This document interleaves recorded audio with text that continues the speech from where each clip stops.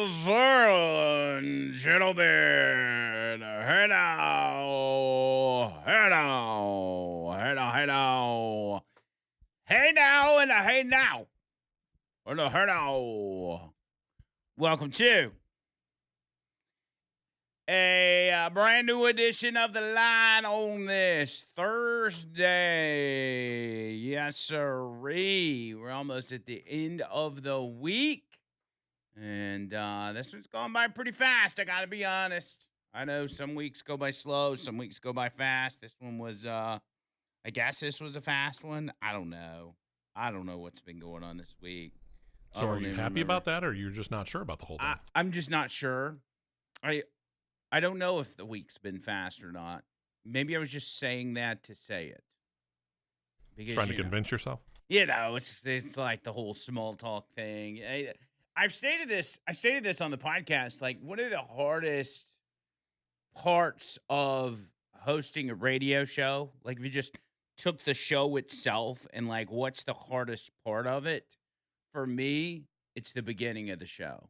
How to get into things. I got you. Yeah, how to start the show, how to, and in my situation, it's even more difficult because I'm kind of, you know, producers that talk help in starting the show, but it's almost like in my position, I got to do it twice, That's because true. you're here for an hour and then Carrie comes in and it's almost like I'm resetting and I'm talking to my producer over again and just trying to.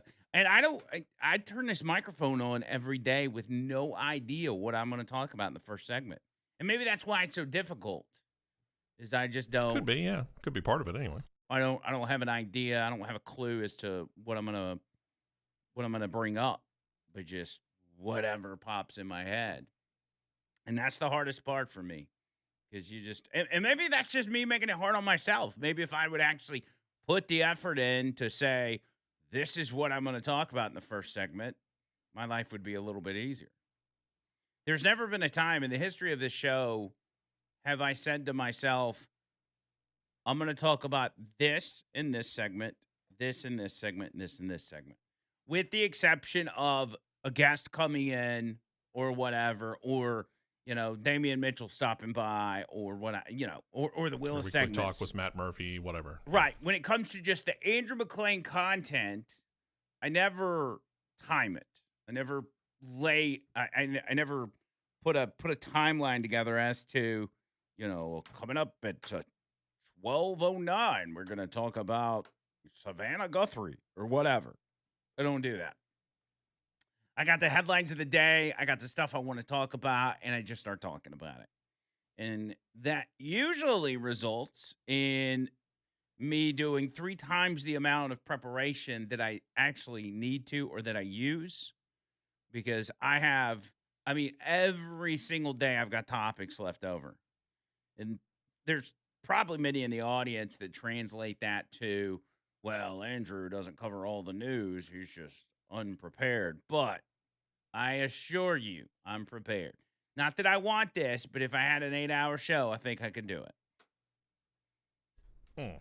I would never do it. Not sure I'd wish that on anybody. Wouldn't wish that on anyone. That's But a long time to be on the air just yakking away. yeah.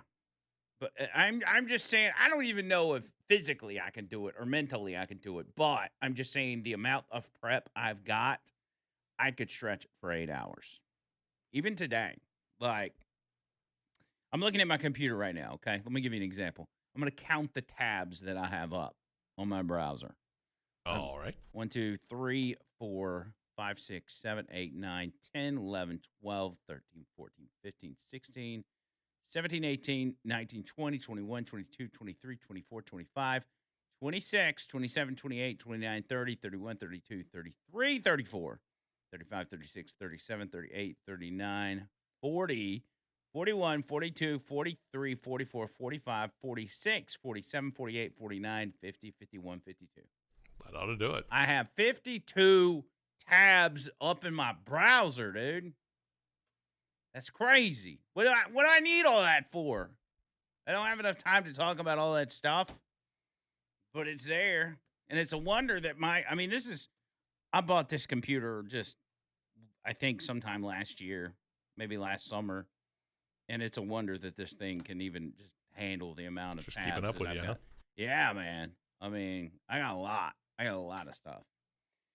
And so, and a lot, some of the stuff is just to remind me, like, it's not very often that I go and I just read a story verbatim. Sometimes I do based on whether or not I want to read the news report to get the details out of it, but I try to avoid that. A lot of them are just all I need is the tab pulled up so I can just look at the headline and then talk about it. I just need the headline to remind me, hey, you need to talk about this story. And then the rest of it's in my head. I mean, half of it's me giving my opinion on it or whatever. But, sometimes I got a lot of the details and everything else. So it's the Nancy Guthrie thing. Guthrie Yes. it's Nancy Guthrie. Is that still the big story of the day? That seems to be all they're Seems to talking be, about. yeah, waiting on an update from the sheriff. Apparently it's going to happen That's about noon our right. time. Yeah, they're gonna do press con. I mean, there's nothing. You're getting nothing out of that sheriff's department. I mean, at this point in time, Fox News is trying so hard to find something to talk about when it comes to this that they actually sent one of their news vans out to do the route that they think they likely took to get from one place to another Sunday night, the last time she was seen. Wow, that's It's hard-hitting news right there, boys. it is. I mean, I get it. I get the interest in this case. I do, but it's just, again, it's like I said the other day. It's this typical white girl true crime obsession. That's what it is. And it's incredible. I'm not doing that to criticize anybody because my wife's one of these people, but it's incredibly popular. And so at the end of the day, news outlets are going to be spending a lot of time on that story because it can get the eyeballs. And plus, it's one of their own. Again, Savannah Guthrie is in the media. There's probably many of these anchors at these news stations that know her personally or connected to her, previously worked with her or whatever. So I get that part of it, but true crime's just the thing, man. It's the trendy thing. And for a case like this that just doesn't make a lot of sense and nobody seems to have any leads, it just makes it that much more popular, if you will. All right, hey now, roll call. Let's go with it and see what we got today. Early birds. We got Bo, and we've got Peyton, and then there's some other people. I don't know if they were talking to me or they were talking to you guys on the previous show. There might be a little bit of crossover, yeah. I do have a number one for today, and that number one is the one and the only Gene Hadow. Gene Hadow. Well, that's Gene's second one this week, ain't it? He's got 2 or 3 this week, I feel like. Could be. He won one recently. Maggie at number 2 with a hey now, and Mark at number 3. Yeah. Then you got E, my man E. I don't see him on the roll call near enough. Jay, Trent, Jeff with the J's. You got Cherry from Clay. That rhymes. Jeff with the J's and Cherry from Clay. Then you got Grumpy Old Goat, Ron, Bubba Rumble, Heath, Tommy, Mark and Kim. You got Jesse. You got Hippie with the J's, Mike from Canada, Jeff with the J's, Boomer, Dr. McReady, James, Michael, another James with a War Damn Eagle. And you got Tracy and Leslie and Tom and Bama Phoenix and everybody. I know. Tracy says, if you tried Chrome's new split tab view. What is that? I'm going to say no then. I don't know what that is. I don't know that I need that. I mean, I'm used to my system, so does she mean like it shows multiple tabs on the screen at once? I honestly don't know. I don't use Chrome. Because I have seen that. Like if I at home, if I'm moving a browser or a tab from one screen to the other, it will often kind of break it down into 4 sections, which would be like, you could put 4 different tabs up at once where you could see 'em. I don't Oh, okay. need that because I'm only looking at 1 tab each. Quarters the screen or something like that? Yeah, yeah, yeah. Oh, okay. Eh. But I only need 1 tab at a time anyway, and the last thing I need is to confuse myself with 4 tabs opened up all at the same time. That's not what I need. Clarissa, hey now, everybody. Thank y'all for hanging out with us today. As we got a lot to get to. Nigeria. I will update you on the Nancy Guthrie stuff. I hate to keep going back to Epstein files, but things keep popping up about that. I want to get to a little bit of that. What's going on in Minnesota? Crazy stuff. It's kind of some of it's repetitive, but I mean, you got to understand that like there's things unfolding within these stories. So that's why I continue to bring it up. It's all over the place. Also, stuff, movement on Capitol Hill, and much more on this edition of The Line. Back after this.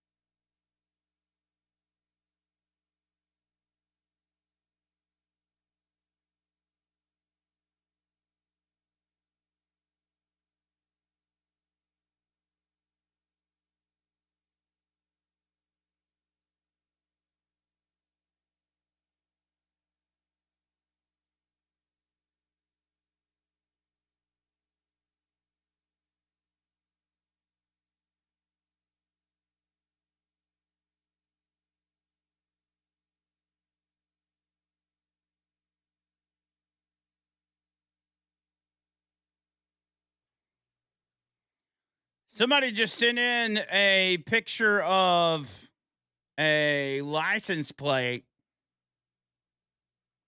I guess looks like an Alabama license plate, and it says Cuzzo,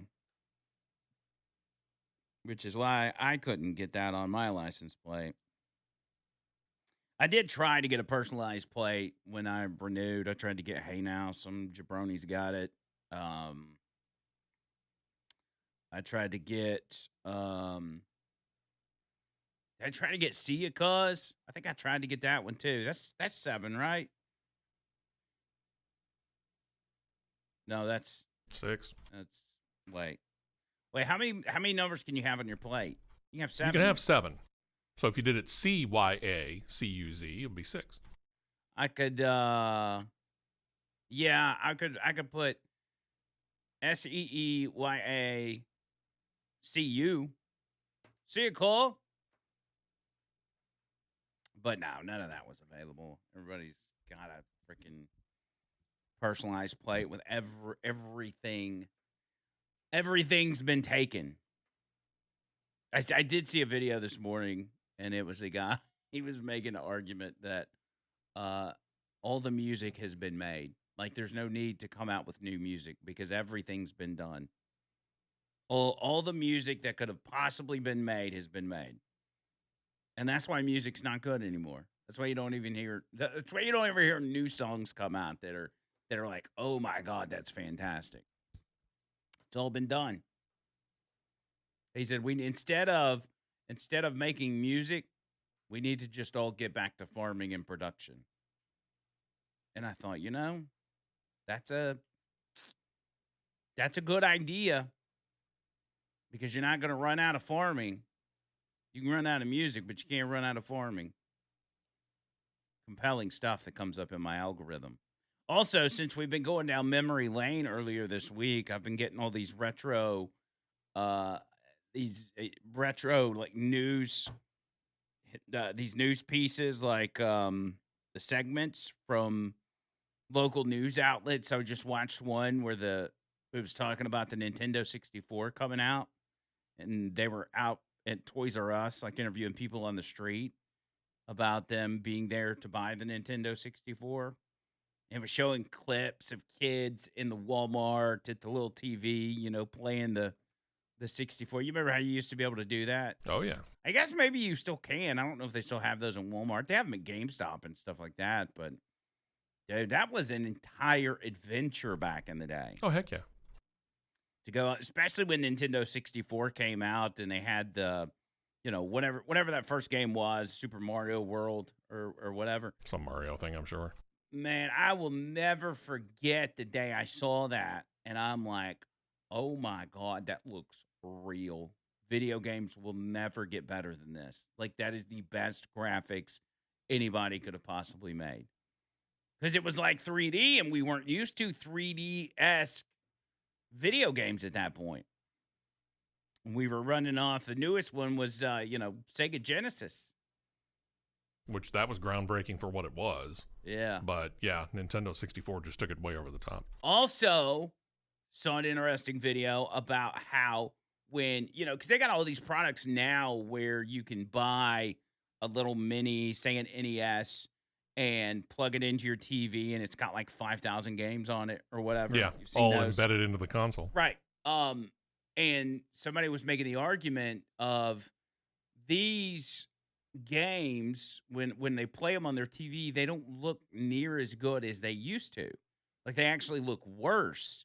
And somebody was making the point, very scientific point, that the reason they don't look as good as you remember is because you're using a high definition TV and it makes it more pixelated. And on the old TVs, because it was, I don't know what the word would be, but because it was so much more granular, I guess the bulbs in the TV kind of blended colors together. Yeah, cathode ray tubes were not anywhere near high def. But it allowed the pixelation of the video games back then to blend in and look better. Yeah, I can see where you're coming from. And so I was like, well, that's fascinating because I've had the same thought. I've gone and played old games on, the big high def TV, and I'm like, this doesn't really look as good as I remember. But I thought, that maybe it's just me. You remember things differently. Yeah, But there's you tend to actually, think better of things from your youth than what they actually were. but there's actually a reason behind that one to where the old TVs would allow the video games to look better because the colors would kind of blend together. And Yeah. I thought, well, that's interesting because even on a was it a PS2? I got a PS2. I went and played some old games on it, and I'm like, man, these graphics are awful. Not quite what you remembered. But if I got one of those if I go to the thrift store and I buy one of those big TVs that's in like the wooden frame that sits on the floor, like plug it into that and play it on there, I bet it looks 10 times better. There was one guy making an argument about he's like, people today don't understand what it was like to have one of those TVs. He said, now you can go to Walmart and you can fit 4 TVs in your car and drive them home. He's like, the TVs that we had back in the day, he said, you couldn't even move them. He said, No. you couldn't.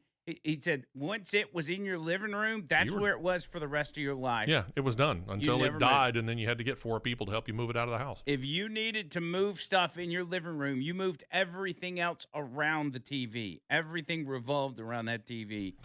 The TV wasn't moving. Well, and the other side is that these things are getting so cheap now. I went into Costco yesterday. Had to run in there and grab a couple things, and of course, you walk right into the the big electronic section.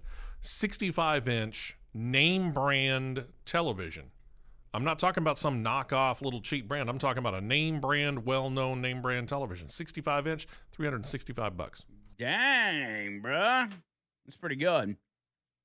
Also, when you walk into Costco, they have the very high-end TVs where everything it's showing looks completely real, like you're there. Now, those TVs are like thousands of dollars, but Can be, yeah. I really want one of those TVs. I mean, they look really good. But my Dave Ramsey wife would never let me buy one, so I'll just stick with what I got, I guess. Back after this.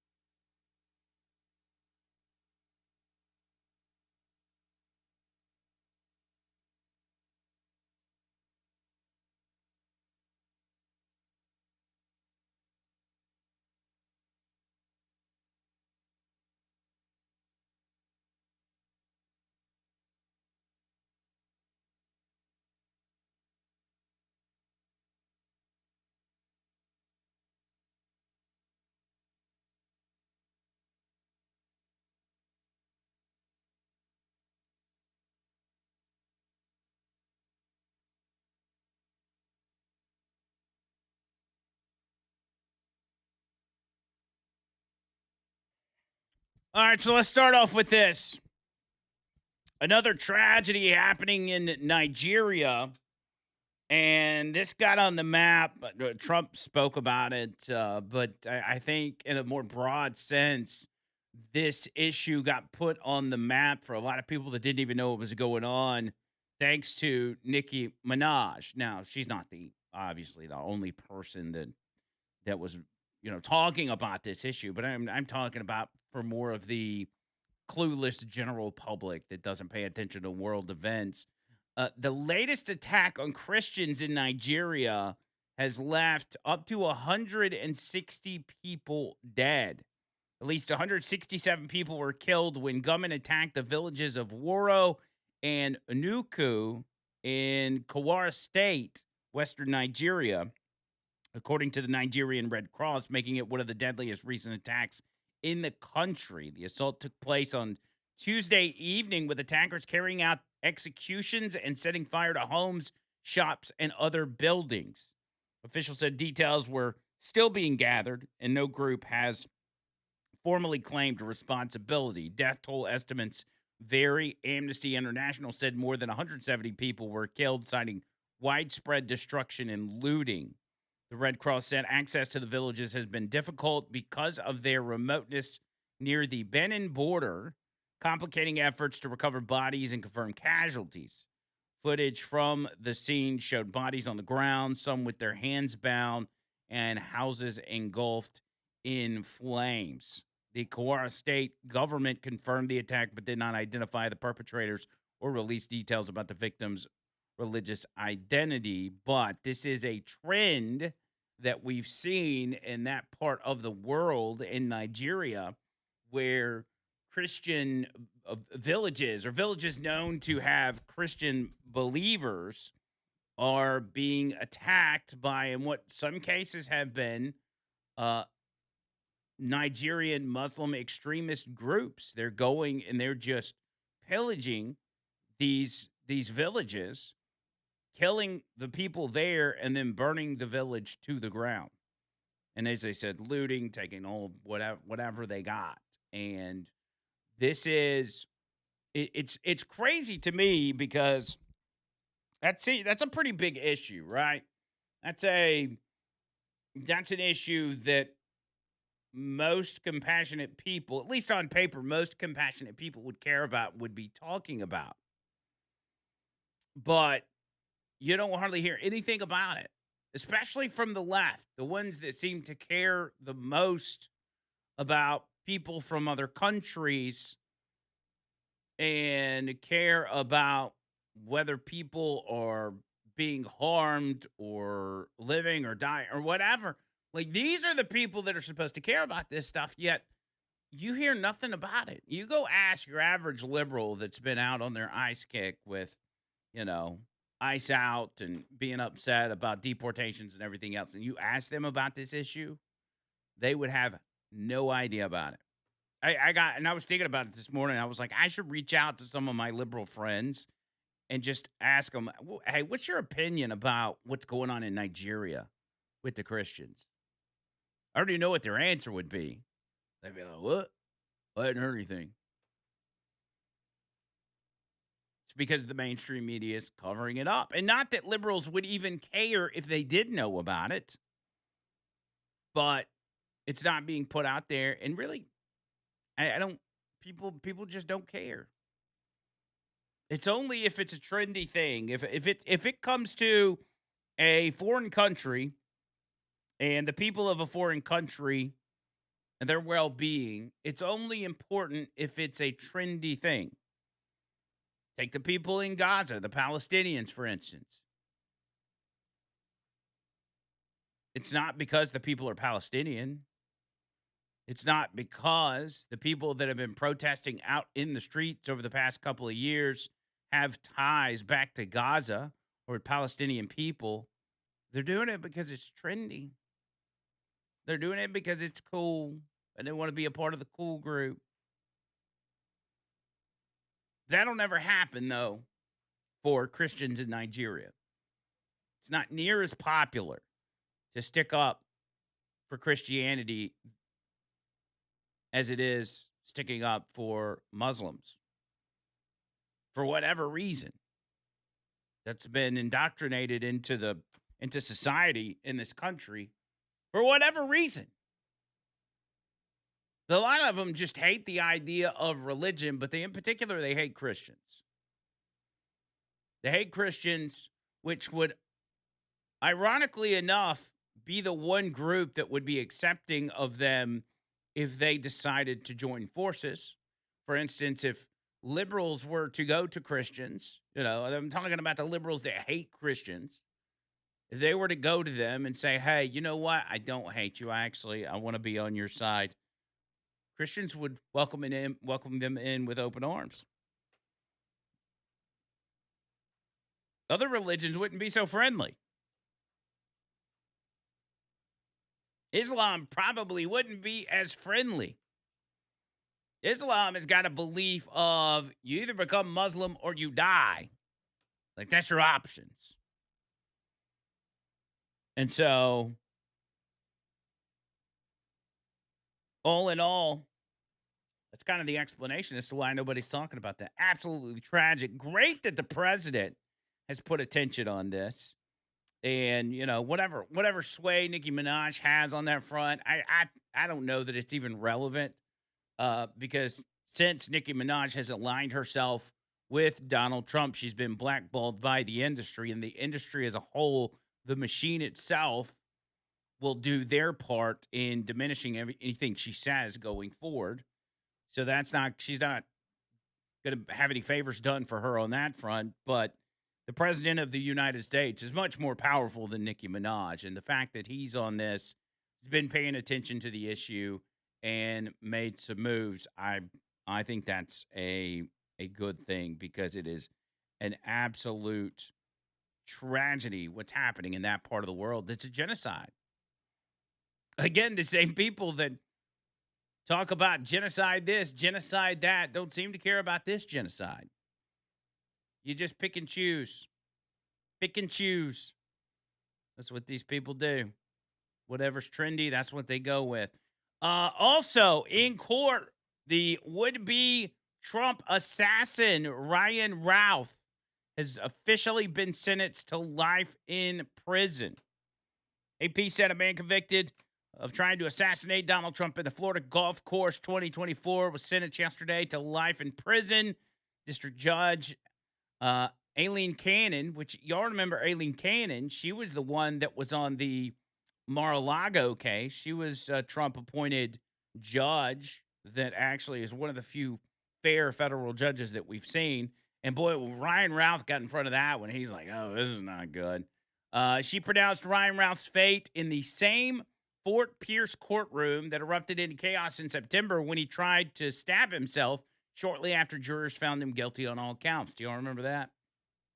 He literally took a pen and tried to stab himself in the neck after they announced he was guilty. Prosecutors has asked for life without parole, saying Routh is unrepentant and has never apologized. A defense attorney brought in for his sentencing asked for 27 years, noting that Routh is already turning 60.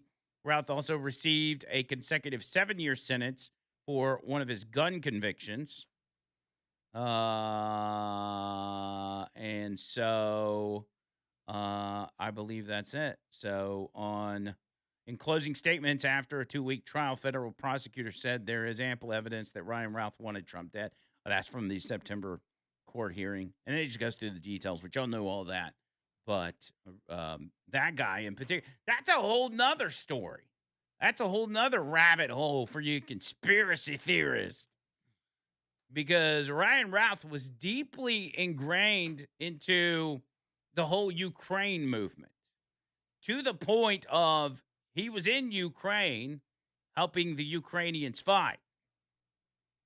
And the fact that Ukraine had a gravy train, and we're talking about the government side of things. Ukraine, the most corrupt country in all of Europe, first of all. But Ukraine had a gravy train with NATO and the U.S. under Joe Biden, that it was a serious threat for Donald Trump to possibly win the presidency.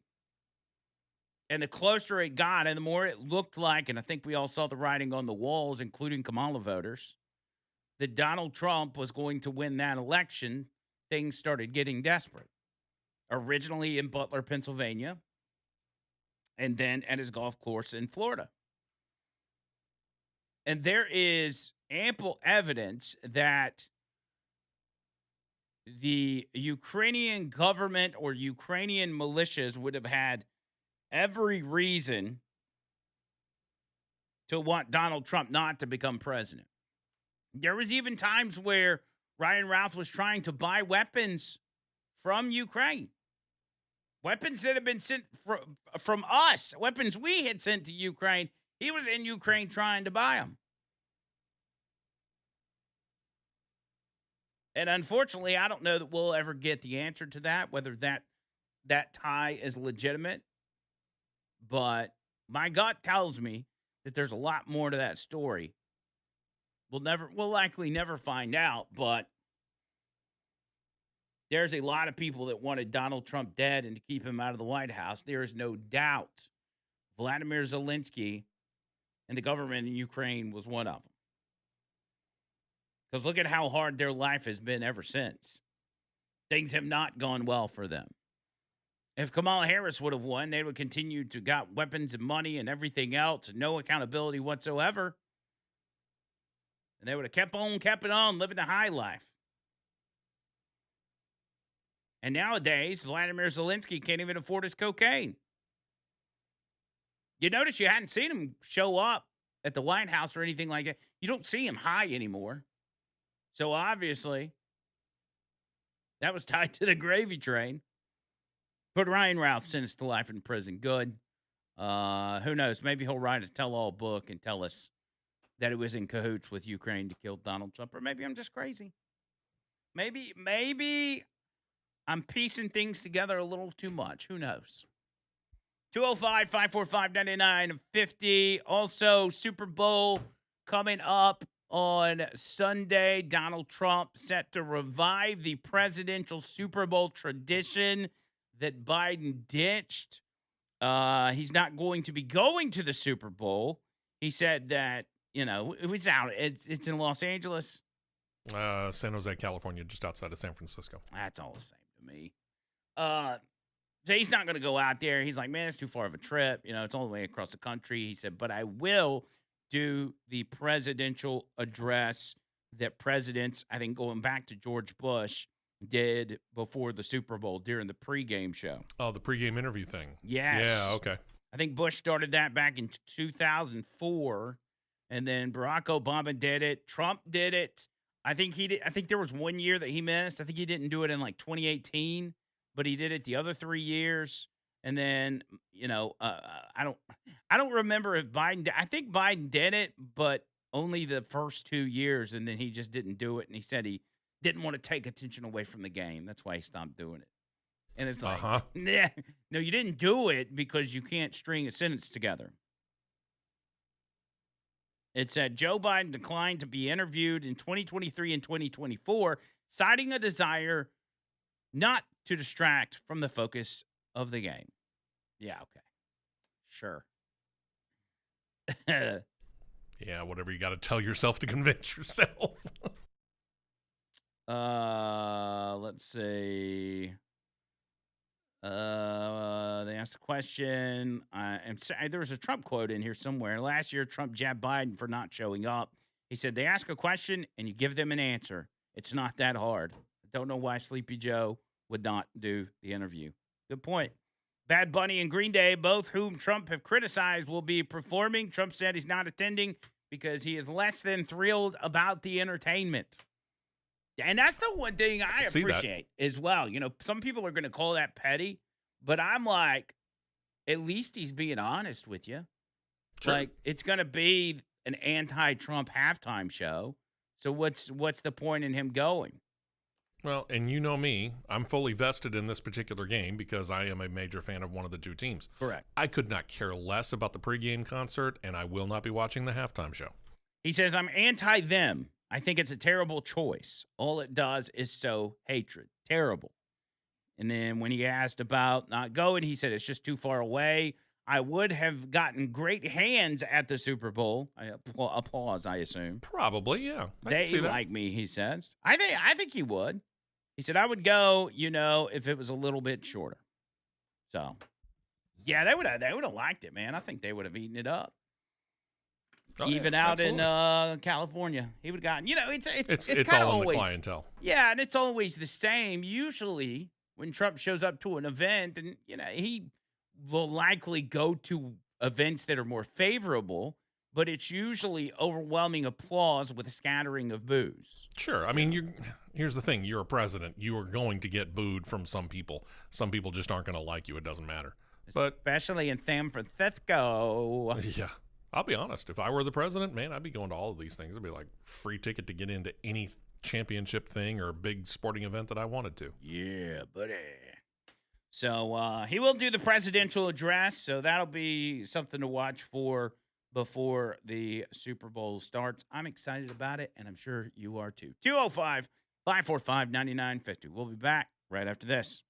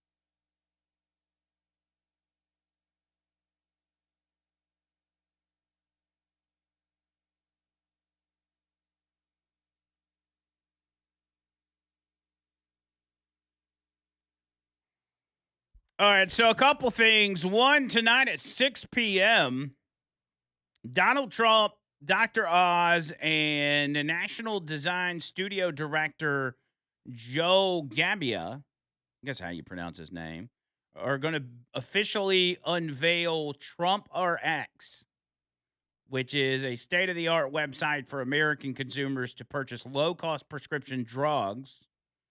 That is going to be interesting to see. Trump RX kind of sounds like T-Rex. That's what they should call it. They should put a T-Rex logo on it. I like it. Trump RX, T-Rex. I like that. Well, that'll be good. Just, promises made, promises kept. Lowering drug prices, things people actually care about, unlike, the fact that 86 or that, 12% of the population thinks voter ID is racist or whatever.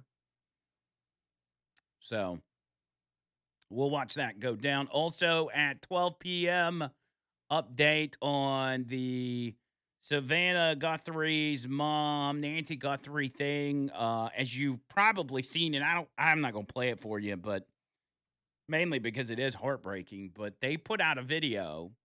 It was, tell me if I'm right, it's Savannah, the sister, and the brother? Brother-in-law, I think. Brother-in-law. They put out a video basically pleading or sending a message to their mom, but also pleading with the captors to give their mom back. And, at the very least, proof of life. From and what proof, I was told. proof of life, which is, I don't know.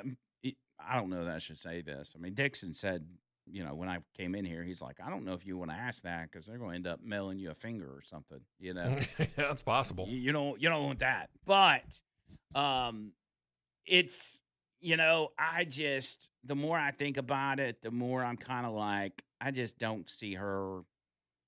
I don't see her coming back alive, as much as I hate to say it. But the investigation into this has been lackluster, I guess is the best word I can use. You had the sheriff's office that was investigating the crime scene, right? And ultimately, they left there and handed the home back over to the family. And then just a matter of hours later, you had police and FBI agents swarming back to the home, which leads me to believe that there was something that they didn't see or that was looked over. And once the family took the home back, they're like, hey, well, what about this right here? And they're like, oh, crap, we need to get people over here to look at this. And it's kind of bizarre. And also, the news crews were able to get close enough to the home where they were able to capture the blood splatter coming from the front door and stuff like that. And I'm like, don't y'all think y'all should secure the crime scene a little better than that? And if there was more stuff to investigate at that home, why did y'all leave in the first place? I just don't feel like this investigation has been conducted very appropriately. And I get weird vibes from that sheriff. He doesn't feel like, I don't feel like he's taking it seriously enough. Again, it's big news because people are into the true crime stuff. And this is, at the end of the day, a very high-profile true crime story that, if not solved, it will be talked about for years to come. I think, in fact, they will come to a resolution. I just don't have a good feeling about the resolution turning out the way people want it to turn out. But we'll see, and we'll keep up with it. We'll see what they say at the news conference. Hour number 2 coming up next.